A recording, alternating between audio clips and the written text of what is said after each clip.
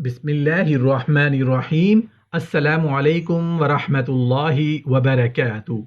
سیدنا امام حسین رضی اللہ عنہ کی پیدائش کا واقعہ۔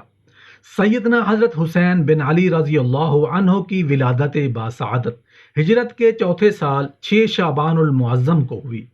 ولادت کے بعد ایک سفید کپڑے میں لپیٹ کر آپ رضی اللہ عنہ نبی کریم صلی اللہ علیہ وآلہ وسلم کی خدمت میں پیش کیے گئے۔ نبی کریم صلی اللہ علیہ وآلہ وسلم نے آپ رضی اللہ عنہ کے دائیں کان میں آذان اور بائیں کان میں تلاوت فرمائی، تحنیک کا عمل فرمایا، لعاب دہن منہ میں ڈالا اور برکت کی دعا فرمائی۔ سر پر زعفرانی خوشبو مل کر ان کی والدہ حضرت فاطمہ الزہرا رضی اللہ عنہا کے سپرد فرمایا۔ 7ویں روز سر کے بال مونڈ کر ان کے ہم وزن چاندی صدقہ کی، نام رکھا اور عقیقے میں 2 مینڈھے ذبح کیے۔ ایک ران دایا کو دی، اس کے بعد ختنہ کیا گیا۔ عاصم بن عبید اللہ علی بن حسین رضی اللہ عنہ سے روایت ہے، فرماتے ہیں کہ حضرت ابو رافع سے روایت فرماتے ہیں کہ نبی کریم صلی اللہ علیہ وآلہ وسلم نے حضرت حسن و حسین رضی اللہ تعالی عنہ کی ولادت کے بعد دونوں کے کانوں میں آذان فرمائی۔ محترم ناظرین، فرشتے بھی اللہ کی مخلوق میں سے ایک مخلوق ہیں۔ ان فرشتوں میں کچھ فرشتے جو ہمیشہ سجدے میں رہتے ہیں، کچھ فرشتے جو ہمیشہ رکوع میں رہتے ہیں، کچھ فرشتے جو ہمیشہ قیام میں رہتے ہیں، کچھ فرشتے جو ہمیشہ اڑتے رہتے ہیں، کچھ فرشتے ایسے ہیں جو جہاں کی حفاظت کرتے ہیں، ان کو رؤوف کہا گیا ہے۔ اور ان فرشتوں میں جن کو رؤوف کہا جاتا ہے، ان میں سے کچھ فرشتے ایسے ہیں جن کی رفتار تمام فرشتوں سے تیز ہوتی ہے۔ پر سونے کے ہوتے ہیں، ان کی آنکھیں یاقوت کی، اور جب جب وہ دوسرے فرشتوں کے پاس سے گزرتے ہیں تو دوسرے فرشتے ان کو تعجب سے دیکھتے ہیں۔ اور ان فرشتوں میں سے ایک فرشتہ فطرس تھا جو اپنے آپ کو تمام فرشتوں سے محترم سمجھنے لگا۔ جبرائیل و میکائیل، عزرائیل و اسرافیل علیہم السلام بار بار فطرس کو سمجھاتے کہ اپنے آپ کو محترم نہ سمجھیں، لیکن افسوس ایک مرتبہ وہ فخر سے یہ کہنے لگا کہ ہے کوئی میرے جیسا؟ بس جیسے ہی اس کی آواز کا بلند ہونا تھا، اللہ غضبناک ہوا اور اس فرشتے کے پر جلنے لگے۔ وہ فرشتہ اپنی طاقت، اپنا غرور کھو کے زمین پہ آ گرا۔ یہ واقعہ حضرت آدم علیہ السلام کی خلقت سے لاکھوں سال پہلے کا ہے۔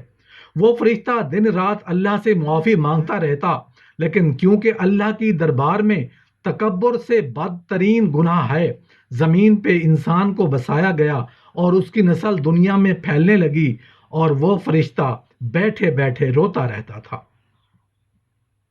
آسمان کی طرف دیکھتا رہتا تھا کہ میرا اللہ مجھے کب معاف کرے۔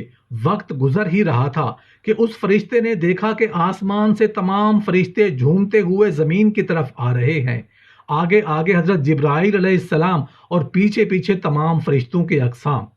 فطرس فرشتے نے نہایت ادب اور با آواز بلند جبرائیل علیہ السلام کو صدا دی۔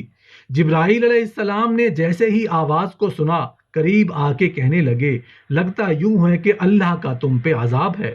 وہ پشیمان ہو کے کہنے لگے کہ اے جبرائیل امین، میں وہی فرشتہ ہوں جس کو آپ بار بار سمجھاتے تھے کہ تکبر نہ کر، میں وہی فطرس ہوں۔ جبرائیل علیہ السلام نے جیسے ہی دیکھا تو فرمانے لگے، اللہ رحم کرے، تمہارے تکبر نے تمہارا کیا حشر کر دیا۔ بات جب یہاں تک پہنچی تو وہ فرشتہ کہنے لگا، اے اللہ کے امین فرشتے، یہ ماجرا کیا ہے؟ میں اتنے سالوں سے آسمان کو دیکھ رہا ہوں، اتنی رونق میں نے کبھی نہیں دیکھی، آسمان سے اس طرح سے فرشتے کیوں آ رہے ہیں؟ جبرائیل امین مسکرا کے فرمانے لگے، تمہیں علم نہیں کہ آج اللہ کے محبوب حضرت محمد مصطفیٰ صلی اللہ علیہ وآلہ وسلم کے گھر میں جنت کا شہزادہ حسین ابن علی آیا ہے۔ اللہ نے تمام فرشتوں کو حکم دیا کہ جاؤ میرے رسول کو مبارکباد دے کے آؤ۔ وہ فطرس غم زدہ ہو کے کہنے لگا، اے اللہ کے نیک فرشتے، مجھے بھی اس حسین کے پاس لے کے چلو، مجھے بھی اللہ کے رسول کے پاس لے کے چلو، شاید اللہ کے رسول کے صدقے اللہ مجھے معاف فرما دے۔ بار بار فطرس کے اصرار پر جبرائیل امین تمام فرشتوں کے ساتھ فطرس کو اللہ کے رسول کے دربار لے آئے۔ تمام فرشتوں نے اللہ کے رسول کو امام حسین رضی اللہ عنہ کی آمد کی مبارکباد پیش کی اور اتنے میں وہ فرشتہ جس کا نام فطرس تھا وہ نہایت ادب سے عرض کرنے لگا، اے اللہ کے محبوب، آپ میرے لیے دعا کریں کہ اللہ مجھے معاف فرما دے۔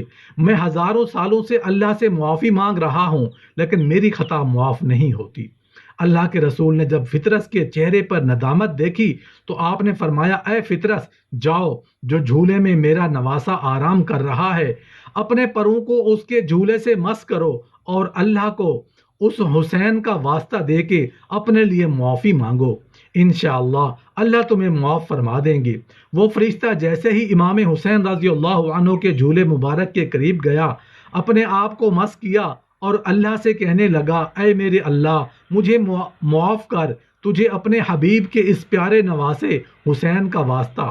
فطرت کا جیسے ہی یہ کہنا تھا، اللہ کی رحمت برسنے لگی، اس کو شفا ملنے لگی، اس کے جلے ہوئے پر پھر سے صحیح سالم ہونے لگے اور پھر سے اس کی آنکھیں چمکنے لگیں اور وہ اڑنے لگا اور پھر سے کہنے لگا، ہے کوئی میرے جیسا؟ تمام فرشتے حیرت سے کہنے لگے کہ اتنے ہزار سال تجھ پہ اللہ کا عذاب رہا، تو آج بھی وہی کہہ رہا ہے جو پہلے کہہ رہا تھا۔ تو فطرت جھوم کے کہنے لگا، پہلے میں نادانی سے کہہ رہا تھا لیکن آج میں حسین کا غلام بن کے کہہ رہا ہوں، میرا وارث حسین ہے کوئی میرے جیسا کہ جس کو حسین کے جھولے سے شفا ملی ہو؟ ہے کوئی میرے جیسا جس کو اللہ کے رسول حضرت محمد مصطفیٰ صلی اللہ علیہ وآلہ وسلم کے نواسے کے صدقے یہ پرواز ملی ہو؟